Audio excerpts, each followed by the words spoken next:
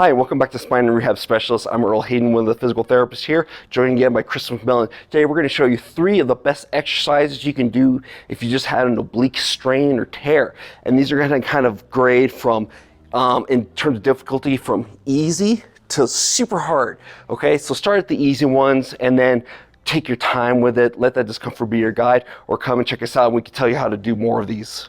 So the first exercise we're going to show is exercise we've shown before, the bird dog. So we're going to start with just being in the crawling position. Now before we do the actual leg lift, we're just going to start with just the arms, okay? So just reaching out with the arm, making sure you're bracing nice and hard.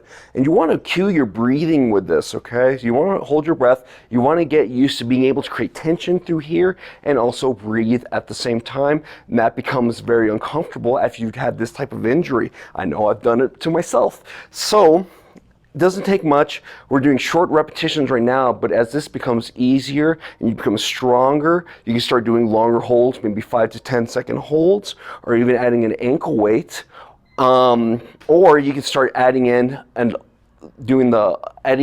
leg reach with the arm as well. Okay. Now, if this is too hard, you can still separate this for a little while, give like another week or so after your injury, just to make sure everything is good to go. Next exercise we're going to show is called the weighted halo. So we're using a 10-pound plate here. You can start with really light, either with a 5-pound plate, 2.5, or even a kettlebell, all right? So what Chris is going to do, he's going to hold on to this plate with both hands. He's in this nice half kneel position, keeping everything nice and braced, and it's called a halo because we move the plate around, okay? And we can do a continuous circular motion around, and the further we reach around with the plate, even going further behind the head, it will create more tension on the abs. So a bigger motion will create more tension right here. So make it small at first, okay? Then you can also switch directions. All right, so you do like maybe 5 to 10 repetitions for each direction, or just alternate each side. Then of course we want to balance this out and even switch the legs. So that's the half kneel position, okay? The way you can progress this exercise, you can add more weight, do a slower motion, take even longer to go around, or you can go into a full kneel position, show on both knees, okay? So you have even less stability, and kind of going around and really bring this down. So you're going here and going all the way right there. So you're going behind the head. So that's why it's called the halo. All right. And it doesn't take much to set this off. Now, once you've gotten strong with this, you can even do this in a standing position. So when we transition to the standing version of the halo, you can start with a wider stance, and the motion with the arms is the same, okay? Again, going around. But as this becomes easier and you have more stability, you feel more comfortable with doing this, you can go to a split stance, so having one foot in the front, other foot in the back, working that out. Then once that becomes even easier, you can go to a narrow stance, keeping the feet together. And right now we're on a stable surface. You can even do this on an unstable surface, a foam pad. And of course, the final progression of this is doing this single leg, okay? Which is a lot harder, okay? It really forces the abs to work, and he's having the time of his life right now, all right?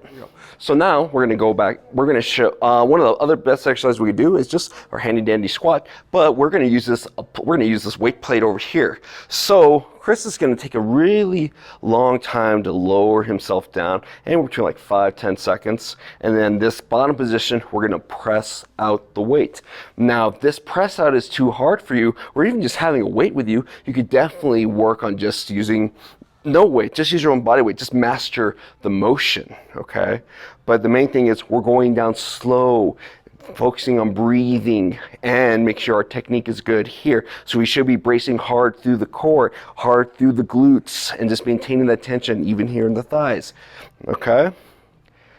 Then once this becomes a lot easier, okay, we can even do this with an offset load, okay? So let's hold it down by your side, Chris, okay?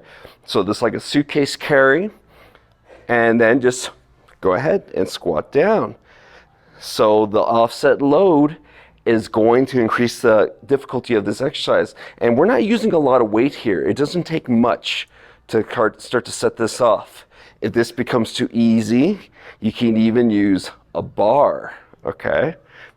So normally, when we're squatting with the bar, okay, you know, you're gonna be evened out. So let's say we're doing a front squat, you know, you have your clean grip, you're here and going through your motion, okay? But what Chris is gonna show is just holding the bar right here, or actually even better, just even holding it like he's gonna do a bicep curl, but he's not gonna have an even grip on the bar. So here we go, Chris. Go ahead and face the camera. And we're just gonna hold onto the bar right here. Keep it nice and tight. All right, so this is an offset squat. All right, now go ahead and try doing the same motion. All right, so this is gonna force your body to work really hard. If this becomes too easy, you have different options. You can add more weight to this end of the bar, or you can shift the bar even further out.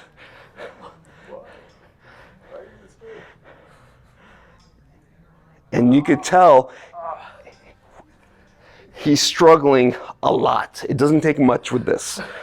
So those are 3 fun exercises you can do if you just had an oblique strain or tear. Again, they go from easy to hard. Start with the easy ones. Take your time. It takes a while. I know when I had mine, it took a while before I could even do just a full squat, okay? So really take your time with all of these exercises. But if you have any more questions on how to deal with this type of injury, definitely come and check us out. We can do a free screen, help you figure out what's the best way to go about treating that injury. And make sure to join us tomorrow for our Thirsty for Knowledge Thursdays, where our other therapists, Harry and Anthony, are going to go over more of this type of injury, what muscles are involved, other things that are done to treat it, and more about how we can help you with that type of stuff here at Spine and Rehab Specialists.